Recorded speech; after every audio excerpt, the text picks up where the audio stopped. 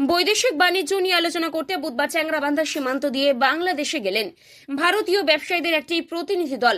জানা গিয়েছে, সম্প্রতি বাংলাদেশের বুড়িমারি স্থল বন্দরে ব্যবসায়ী এবং C&F এজেন্ট সংগঠনের নতুন কমিটি গঠিত হয়েছে। তাদের আমন্ত্রণেই চ্যাংড়াবান্ধা স্থল বন্দরের এক্সপোর্টার্স অ্যাসোসিয়েশন এবং C&F অ্যাসোসিয়েশনের প্রতিনিধিরা এদিন চ্যাংড়াবান্ধা ইমিগ্রেশন চেকপোস্ট দিয়ে বাংলাদেশে যান। বৈদেশিক বাণিজ্য নিয়ে বুড়িমারি স্থল বন্দরে একটি বৈঠক অনুষ্ঠিত হবে।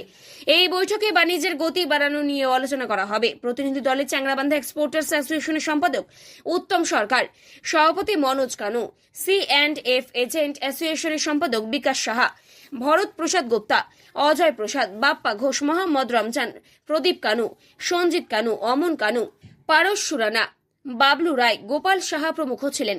বাংলাদেশে প্রবেশের আগে চ্যাংড়াবান্ধা ইমিগ্রেশন চেকপোস্টে দাঁড়িয়ে এ নিয়ে কি বললেন উত্তম সরকার এবং বিকাশ সাহা।